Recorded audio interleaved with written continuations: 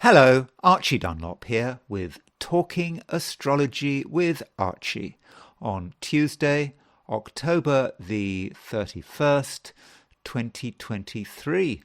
It's Halloween. And so, because it's Halloween, I'm going to talk about death.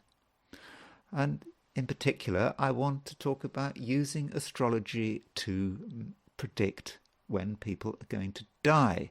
Now, I should emphasize that this is not something I do.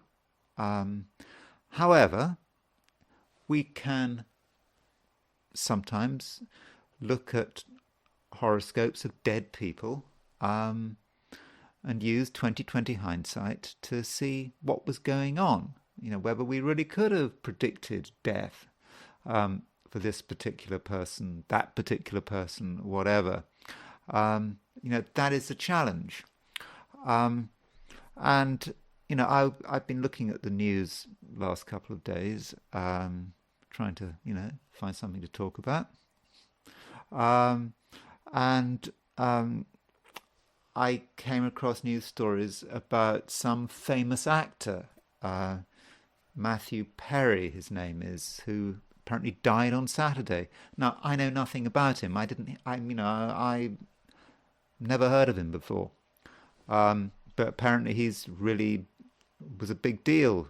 He was in Friends. I never watched Friends. I didn't even watch Friends for 1 minute. Was it big in the 1990s? I didn't have a television in the 1990s.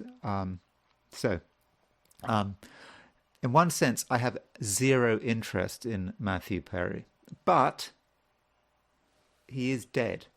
and Because it's Halloween, I thought we would look at his chart, but only from a perspective of the fact that he's dead. We're going to ask the question, why did he die? Okay, we know probably why he died. He was found in a hot tub. He has had serious drug problems, those opioid drugs, which has caused him all sorts of problems,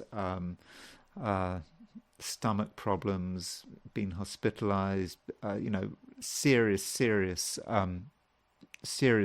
problems. So clearly drugs were involved, if not in the short term, certainly in a sort of a longer term lifestyle thing, they contributed, I would have guessed, to his early death.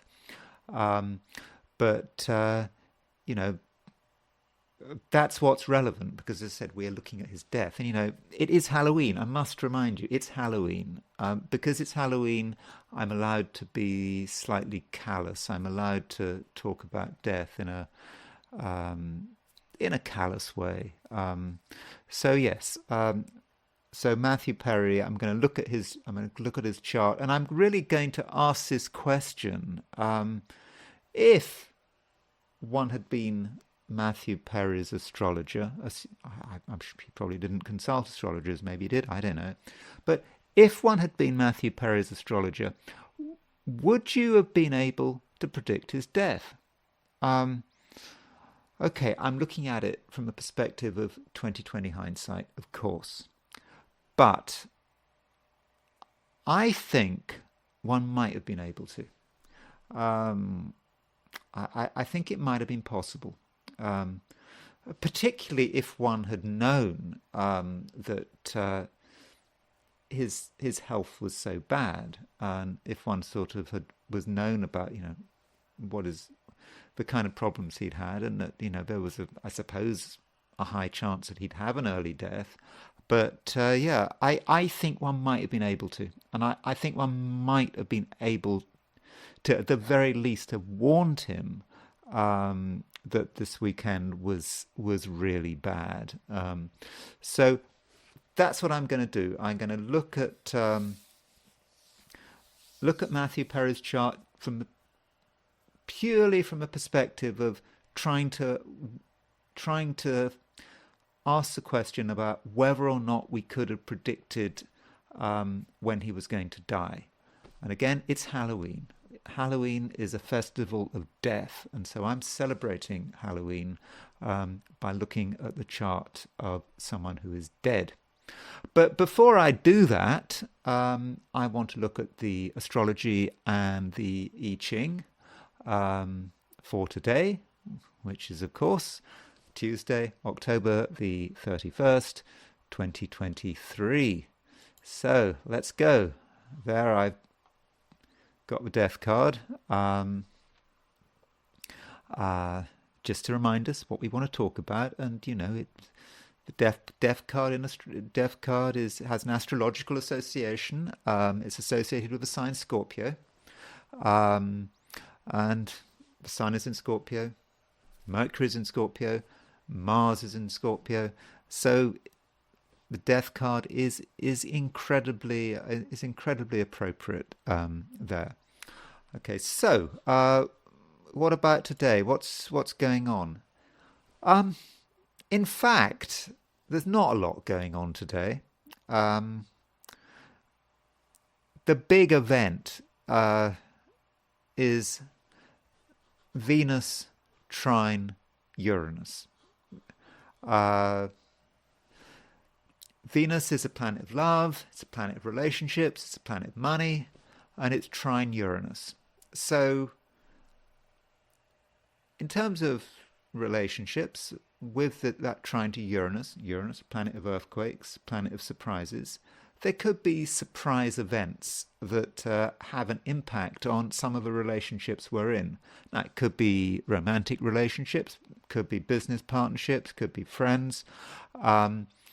And, Uranus is in Taurus, Venus is in Virgo, so it's in earth signs. So there could certainly be a material dimension to that. Venus is also the planet of style. So Venus trine Uranus, some of us might want to be considering how we're dressed, what we look like. We might want to cause a surprise with our clothes and so forth. And so it's really appropriate that it's Halloween. I mean, Halloween is the day for dressing up. Of course, some people celebrate Halloween over the weekend, but that's not appropriate.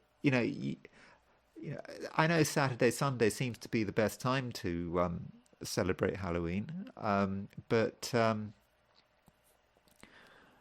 that's not really getting into the spirit of things. Halloween is on the 31st. So,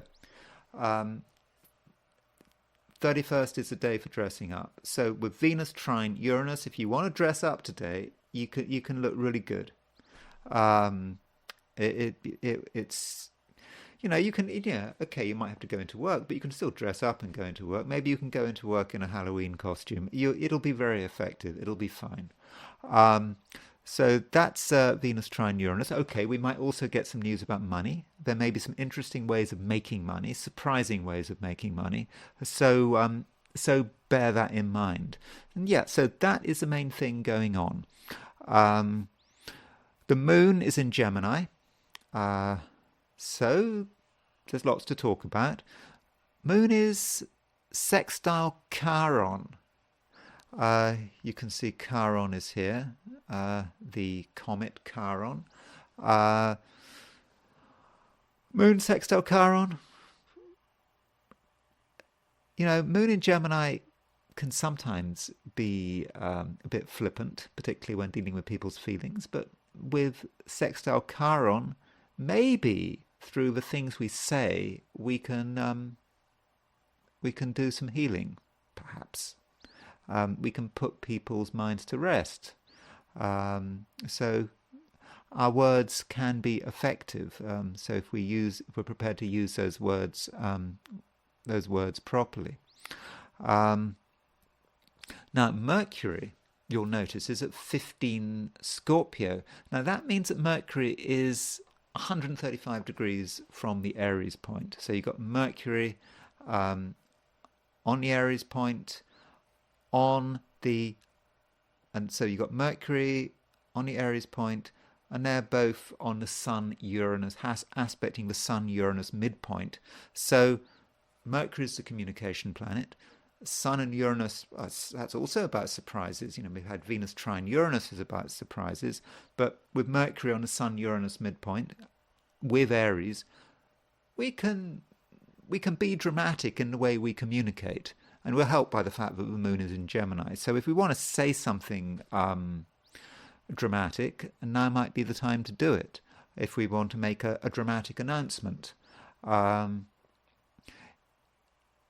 it may work. On the other hand, the moon is the moon is making a square to Venus. That's okay. I think now might be the time for causing a bit of surprise, bit of shock by the things we say. One warning though, Uranus, which is here, is Uranus is making a hard aspect to the Mars-Saturn midpoint. So Mars-Saturn midpoint, I think, is about here, about 6.5, 6, 7 Capricorn. And so Uranus is making a sesquiquadrate 135-degree aspect to the Mars-Saturn midpoint. Uranus on the Mars-Saturn midpoint can be about death. Death by explosion. Certainly not a good time to be experimenting in a chemistry laboratory. There could be just explosive events, events which cause a lot of damage. And I suppose, okay, we've got, if you're in war zones, Ukraine, Gaza, Uranus on the Mars-Saturn midpoint, it's not a good time to be fighting. It's not a good time to be at war. Well, it's never a good time to be fighting or to be at war. But Uranus on the Mars-Saturn midpoint is difficult. Don't play around with gas, for example. Don't if your house's gas supply, you don't touch it. So watch out for explosions. And drive carefully. Whatever you're doing, just be careful with Uranus hitting the Mars-Saturn midpoint.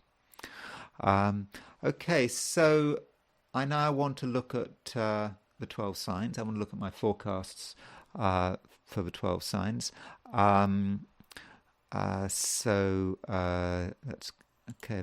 Let's go. Right, so these are my forecasts for Tuesday, October the 31st, 2023. Aries, you haven't got as much power as you would like, and getting people to do things your way could be hard work. And the best you can do is to explain your point of view, and maybe your arguments will win a few people over. Yet you need to understand what is going on. Plans are unfolding which could have an impact. Taurus, Venus, your ruling planet, is making a fortunate aspect to Uranus. You're quite excitable and you're looking to create some big changes. I think you'll succeed, provided you pay scrupulous attention to detail. In terms of money, not everyone is happy, and you may need to hand out some advice. Gemini, the world is starting to make sense. You can understand the underlying patterns, and you know what people are saying, even if you can't hear the words. But just because things make sense doesn't mean that there'll be an instant improvement. You're at your most pleasant when you're at home. Cancer, a good day for doing things that you don't want anyone else to know about. You won't attract attention, and I don't think that you'll have to answer difficult questions. And if you feel the need to be deceptive or to be economical with the truth, you'll find it surprisingly easy. But don't allow yourself to be tripped up by your own fabrications. Leo, make the most of each passing moment and don't think too much of the future. It's not that the future is bad, it's just that the present is better. And don't allow worries about the future to hold you back in the here and now. You have to take action in real time. At work or in business, watch out for a surprise financial opportunity. Virgo. A good day for Virgos. You're able to express your individuality, and you're also able to make people sit up and listen. And perhaps it's time to demonstrate another side to your personality. But also consider what you can get from the outside world. Different ideas and different approaches. Going further, for some Virgoans, it might be the time to start a quiet revolution. Libra. You can't expect everything to go to plan, and that's probably a good thing. An unexpected turn might at first be confusing, but once you regain your bearings, you'll see new opportunities. Some Librans might see an opportunity to cause chaos and upset. You know about balance, and you know how to knock things out of balance. Scorpio. There are things you want to talk about that no one else is interested in, and perhaps your morbid streak is coming out into the open in celebration of Halloween. But there's nothing to be ashamed of. You're able to move into areas that everyone else is terrified of. But from your perspective, death can be demystified through dark humour. Sagittarius. You've got a chance to make a good impression. You know what makes people tick, and the right gestures can make all the difference. And by giving everyone space and consideration, you'll be creating an atmosphere of trust. At work, you understand what details matter, especially in terms of presentation. Capricorn. Today, there is an 120-degree trine aspect between Venus in Virgo and Uranus in Taurus. This is good news because the aspect has a direct impact on Capricorn, your star sign. The energy flows smoothly and you'll be both popular and exciting. So don't do yourself down and don't allow misplaced modesty to restrict your horizons. Aquarius. You're in a good place.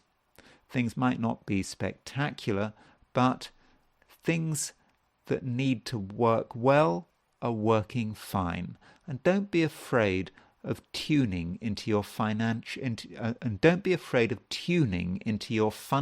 creativity. It's a resource that is just waiting to be used. At home, it might be a good idea to move things round, and you might decide that a piece of heavy furniture is cramping your style and needs to be removed, relegated, or recycled. Pisces. A bit of trust can go a long way. You have to allow people to be themselves, even if the effect is disruptive, because on your own there may be limits to what you can accomplish, but with the right company, anything is possible. So consider which people you need to get closer to and which people you are excited by. Okay, those are the 12 signs, and what I'm going to do now is look at the I Ching. So as always, I ask the question, what is Tuesday going to be like for people watching this video? And the first hexagram I got was hexagram 56, the Wanderer. The Wanderer can be a difficult hexagram. It's about a hexagram. It suggests someone who doesn't actually have any home ground. Now, you might be quite settled in your own home, but you're going to be in an area today where you don't quite know what's going on. You may be in unfamiliar territory.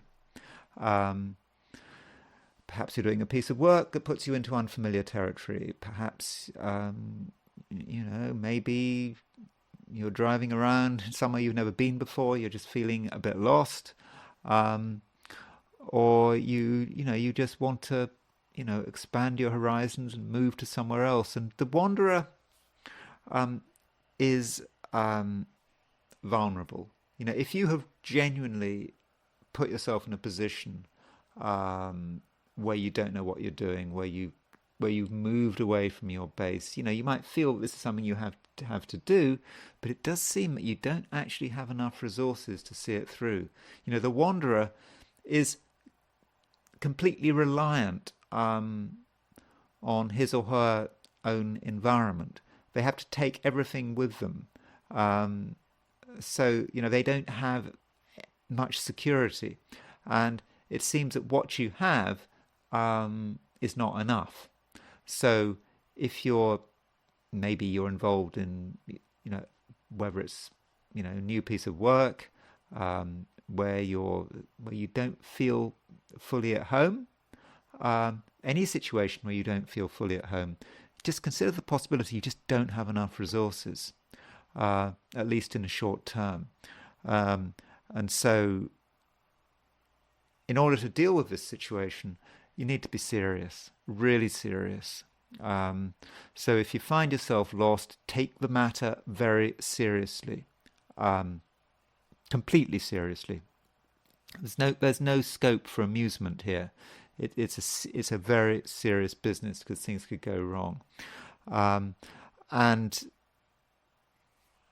you may reach a point, where you if you don't take it seriously, you could reach a point where, you're taking the whole thing lightly. Oh, this is really interesting. I'm wandering around and I'm not quite sure what I'm doing, but so what? I'll muddle in. And then suddenly, it could start going wrong, really wrong. And as one of the translations of the I Ching says, laughter could turn to despair. So be really careful there. Having said all that, although the Wanderer is a really difficult hexagram, particularly in terms of the moving lines we have today, it does move, and it moves to hexagram 55, which is abundance. So it seems that there may be a point today where there might be a moment of despair, and suddenly things transition really quickly, and it might suddenly feel that we've actually got it all together. Somehow it all comes together, and we're impressing the people around us, and if we want support, if we want, I don't know, piece of work, may all be there for us. And this situation, could almost feel as if it comes from nowhere. And we have to take advantage of it, because, with abundance, it's like the peak of civilization. It's the midday sun. It's not getting any better. So take advantage of it. If suddenly something goes your way, after being in a state of despair, then act quickly, and that's the best way of dealing with what's going on today. Okay, so I am now going to look at the horoscope of Matthew Perry. Now, I must say that I know nothing about him. I know he's a famous actor. Before today, I'd never heard of him. But he's dead, and so we want to just look at his chart from that perspective. Now, when I talk about astrology and death, there are people going to be watching this video who think who probably feel very comfortable with some of the techniques I'm talking about, and they may feel that perhaps I'm trivializing them, perhaps I'm not showing enough depth. I accept that. when you're dealing with this kind of astrology, you run into criticism quite quickly, and I'm prepared for that. Um, these are techniques that some of these techniques I don't use all the time, but I think in terms of death, I think they are worth looking at, and so I would urge you to look at them further if you're interested. But I do understand this is a controversial area. But I should also say that astrology and death, this is what astrologers used to do. John Warsdale, the early 19th century astrologer, he wrote a book about this, and about predicting death, and that's all he did. I mean, he actually enjoyed predicting death. It gave him a kick. And other astrologers, Placidus' house system, Placidus, if you read his book, at least in translation, A Primum Mobile, I don't know how you pronounce that, but he talks about some of the people he's able to predict death for. So it's a very common thing for astrologers before the modern era to do, to predict death. That's what they did. In fact, it seemed to be the main focus of their work. But I must emphasize, it's not something I do for living people. I just look at it sort of after the event. And in this case, I'm really asking this question: could we have predicted Matthew Perry's death? And I want to demonstrate that perhaps we could have done. So let's start off by looking at his horoscope.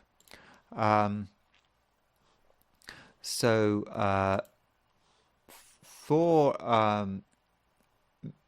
Matthew Perry, we do have an exact time. His Rodden rating is AA. We have it. I think it means it's like from a birth certificate. 4:47 a.m. on August the 19th, 1969. Now, in terms of this chart, I'm not really interested in why he became famous, why he's so successful, why he was such a good actor, why he did so well. That's not really the object of. That's really not really the object of my inquiry today. I mean, it's obviously nice to have Sun in Leo, to be a double Leo.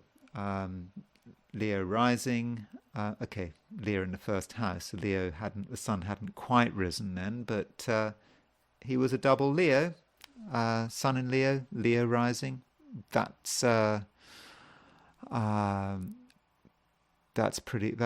is pretty fortunate.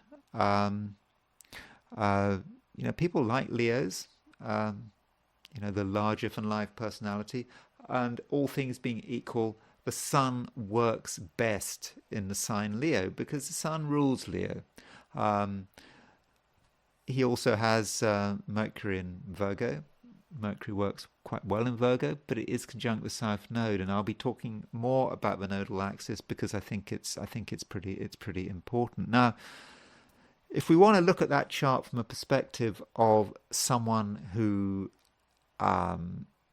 death might have been linked to drugs, and also there's a suggestion maybe he drowned. I mean, I don't know why you would drown in a bath. Maybe that's connected with drugs. We don't really know quite. We don't know why he died.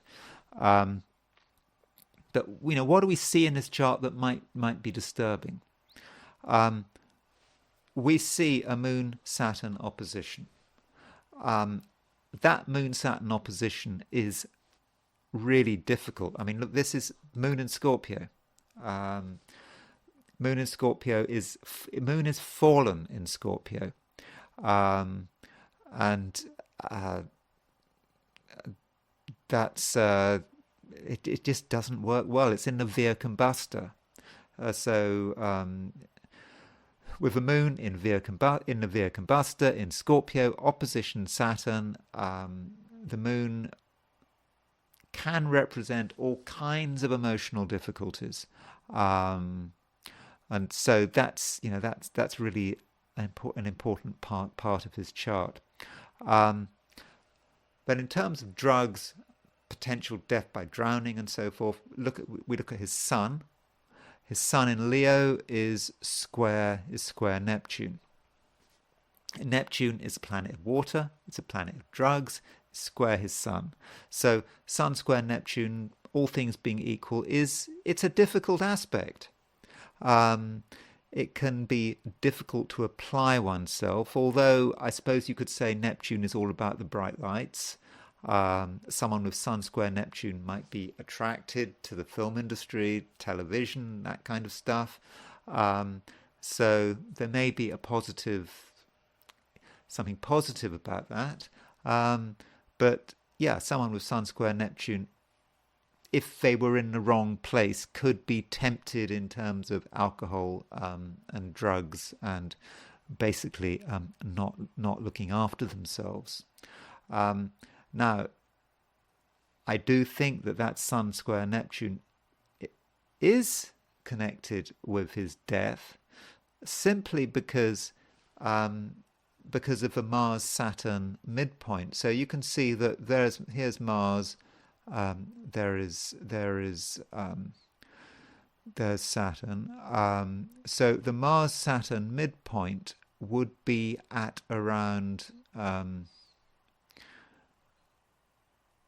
think at around 25 Aquarius. So he has Neptune. Square the Mars-Saturn midpoint. He also has Sun opposition the Mars-Saturn midpoint. I think so. If we look at the midpoints, make that a bit. See, there's the Sun. There's the midpoint tree for the Sun, and you can see its opposition Mars and Saturn. The Mars-Saturn midpoint. And then we look at Neptune. It's square the Mars-Saturn midpoint. So Mars and Saturn as a pair sometimes indicate how someone dies. They may indicate the quality of death.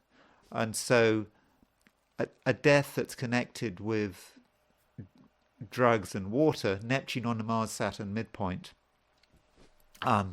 certainly makes sense. And having that Sun-Neptune square on the Mars-Saturn midpoint, really does indicate that he would have been very vulnerable to drug abuse, and drug abuse, might well have killed him. Now, I understand I'm looking at it with 20/20 hindsight, but I think in this situation, it's quite clear. Although I should say I haven't really got on to really the heart of predicting of how one might have predicted his death. This is a sort of just the overall picture. But if you are using midpoints, I think it really does show up here. So that's his natal chart. It's often said in astrology that character is destiny.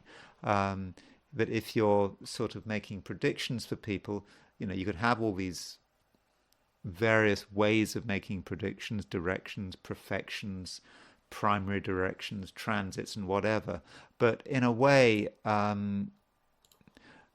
it should all be in the natal chart. The natal chart should show it all, and I think it should at least show the potential.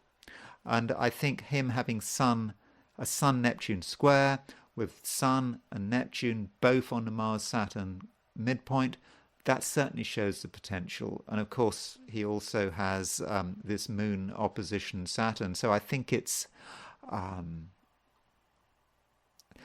think it's really difficult. Now, I should say he has got his Saturn is quite close to his midheaven, and it may be that the Saturn was able to have a beneficial impact because the Saturn is the career planet. close to the midheaven. That might have helped him in terms of having sufficient discipline to sort his career out and all this kind of stuff. But yeah, in terms of that career is not really what I'm looking at. So, in terms of how you would predict death, well, I think you would certainly look at a solar return. Solar return set not for where he's living, but set for where he was born. Because if you're dealing with death and astrology and death, there is this view that you are born with the date of your death around your neck. Now that's a controversial point, but maybe it's true. And the idea is that you cannot escape your fate by having your solar return in a different location. You have your, where you are born is kind of where your fate is. So let's just look at his solar return set for 2020. His solar return set for sort of 2023. This is what the chart looked like. Again, at this stage, I'm not saying that the solar return in itself is going to say for sure that he's going to die that year. I mean, he got Leo rising. He's a Leo. He was born with Leo rising. Solar return, he's also got Leo rising. So when you have a solar return which has the same ascendant as your natal ascendant, that can indicate that it could be quite an important year, for better or for worse. Neptune is doing stuff in this chart.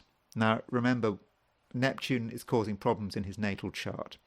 Neptune is also causing problems in this solar return chart, because you can see that Neptune is at 27 Pisces in the 8th house, house of death. But it's Mars is opposition Neptune. Moon is opposition Neptune. And widely, Mercury is opposition Neptune. So these planets in Virgo, particularly the Moon and Mars, are opposition Neptune in the solar return chart, and there is a Moon-Mars conjunction. So that could be difficult. I think particularly the Mars applying to an opposition of Neptune could suggest problems. Another thing is that Uranus in this solar return is square the ascendant, and so that suggests overall this solar return may indicate a certain amount of instability. He should certainly be avoiding drugs and water. With Mars opposition Neptune in his solar return, in his solar return. So that's a solar return, August the 19th, 2023. And one other thing about this solar return, obviously this solar return, he was born in 1969. So this represents his 54th birthday. So 54th birthday is kind of linked to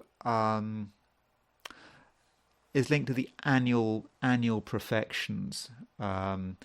So using annual profections, we start we start life at the ascendant. Then at 1 we move into the next sign on, Virgo. Then next year we move to Libra, and then we go around every 12 years. We have a different sign kind of ruling the year. Again, we're born. In his case, he's born Leo. Rules, then the next year is Virgo and so forth. So yeah, so it repeats every 12 years. So 54th year, we know that 48 is divisible by 12, so 48 would cover the ascendant, so 54 is 6 years afterwards. So 54 is a descendant year. This Aquarius covers covers this year. You know, the seventh house. Okay, all of us will have when we hit 54. It's the seventh house is going to be activated. So that's going to happen to all of us at that particular time. But then we have to look at the ruler of the seventh house. And so the ruler of the seventh house is Saturn. So Saturn is his year ruler. Yes, it was his year ruler the previous year when it was Capricorn, but I somehow think the seventh house, being ruler of Aquarius, which is the seventh house, makes that more powerful. And his Saturn is a problem. His Saturn is opposition. Saturn is opposition Moon. So this year, and last year, but I think this year in particular, because Saturn is, in his natal chart, is square his ascendant, square his descendant, opposition the Moon. Saturn is a real problem planet. So I think we can see with Saturn in this position as his year ruler, it's going to be a difficult year, and with profections. If we look at his profections, which is profections, basically you're moving everything one sign per year. But if we look at his precise profections for when he died, we can see that Saturn was opposition its own place. If we see, there's his birth chart in the middle. There's his Saturn at 857 Taurus. We can see that Saturn has just, by profections are quite fast moving.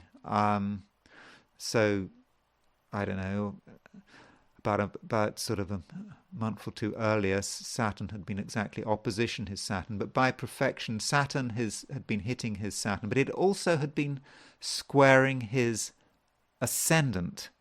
So we're seeing a bit of a theme there. Saturn squaring his ascendant.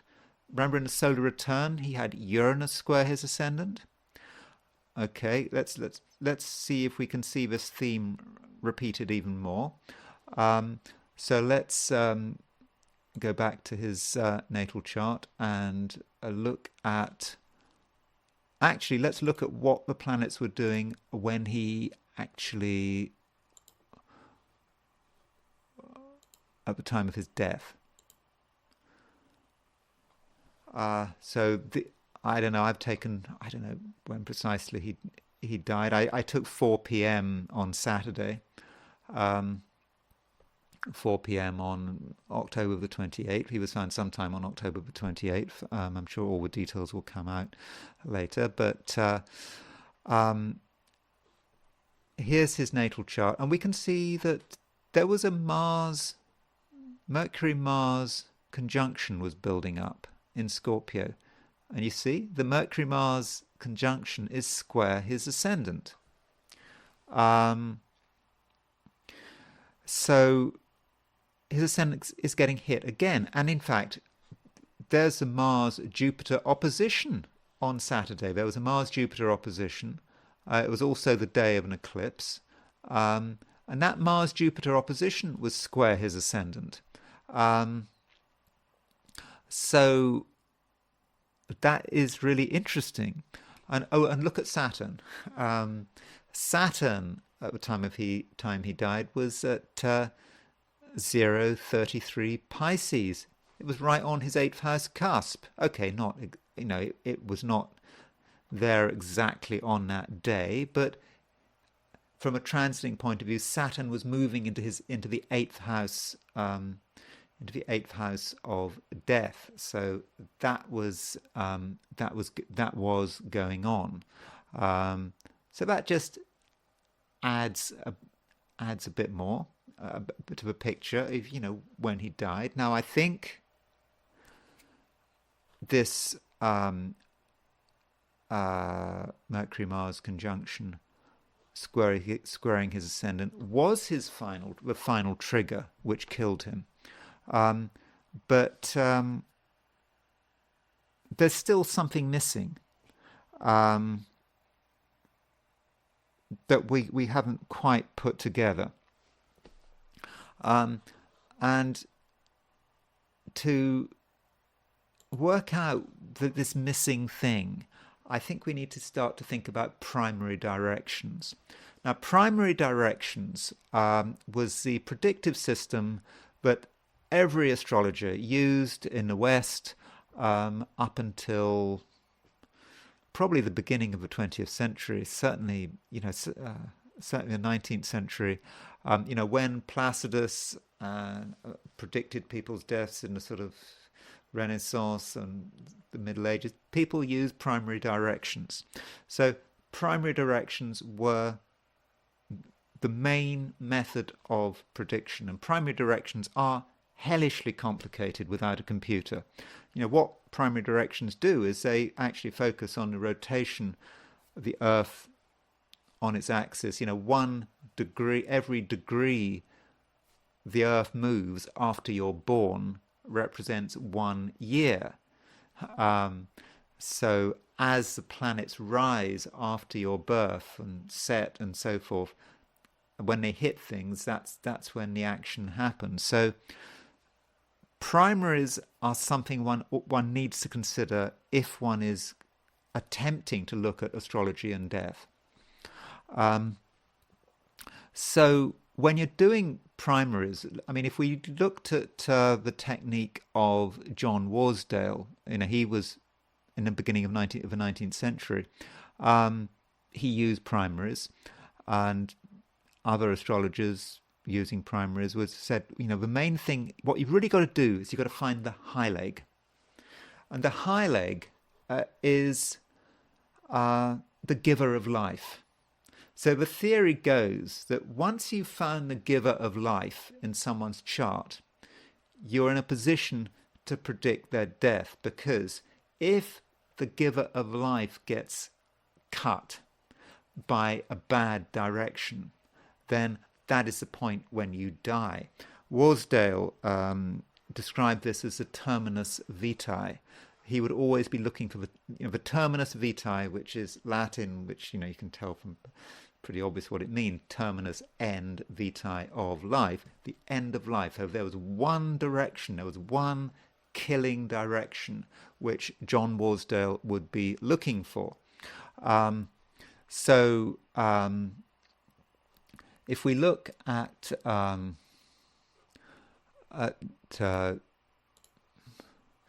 there is Matthew Perry's chart, we need to find his high leg. What is his giver of life? Now, it's at this stage where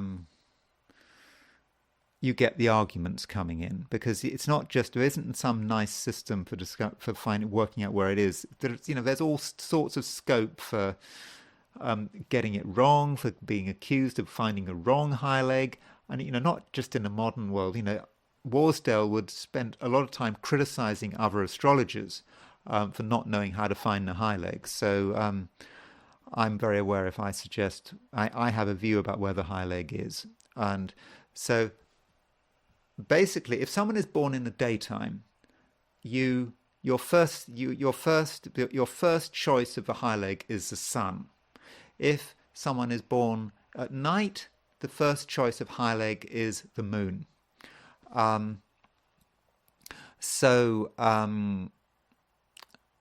In this chart, he's born at night, so the sun probably can't be high leg.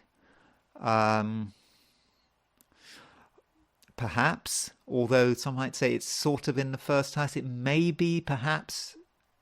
Okay, the sun potentially could be high leg because it's quite close to the ascendant, maybe, but that depends on what you're looking at. So the sun, I suppose, is a possibility, but some might argue no, it can't be.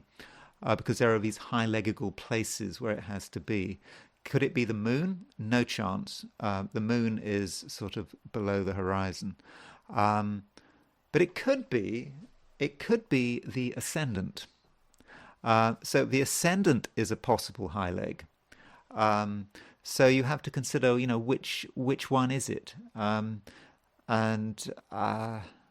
So when you've done that, you look for the direction, a direction, a primary direction, hitting the high leg. And so if we look at a different program, this is a program, by the way, called Marinus, Pi Marinus. It's free. If you look up Marinus, Morinus, you can download it for free, and it's a really good program for finding primary directions. And so this is part of the printout for it, and you can see that if you took the sun as high leg,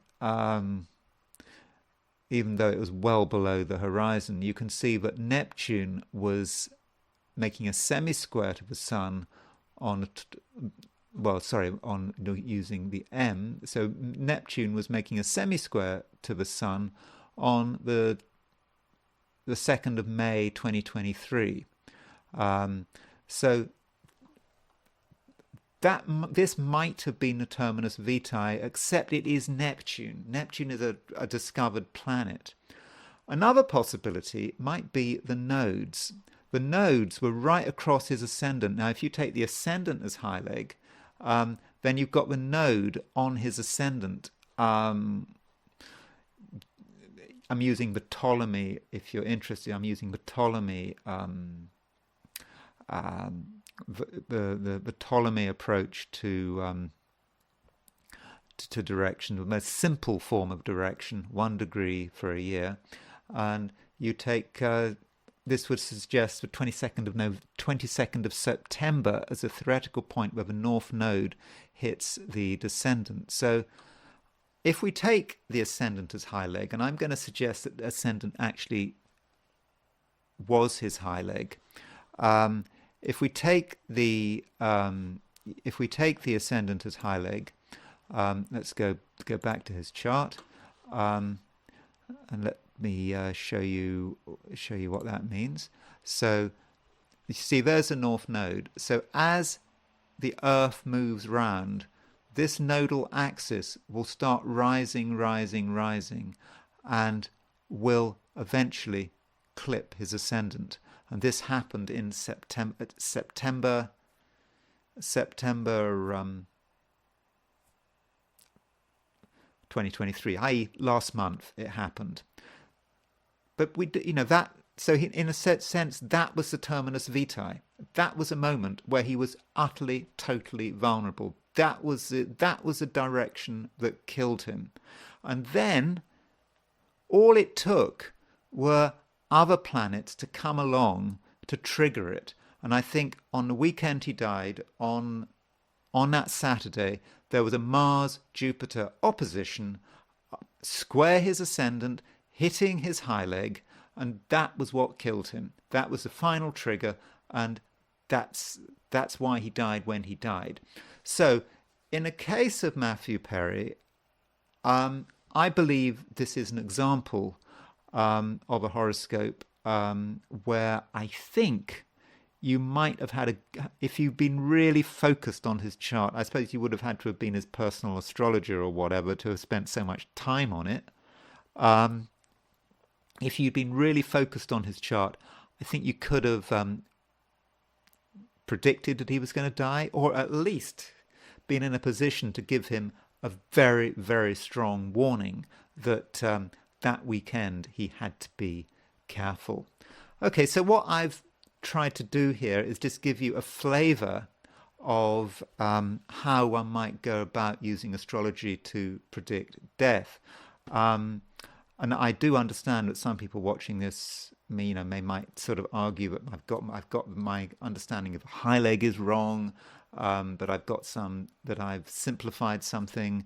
But yeah, maybe. But I just want to give you an idea of of the kind of approach that a Western astrologer a few hundred years ago might have taken when trying to predict death. Okay, so that's all I'm going to say for today. I hope you found that of some interest.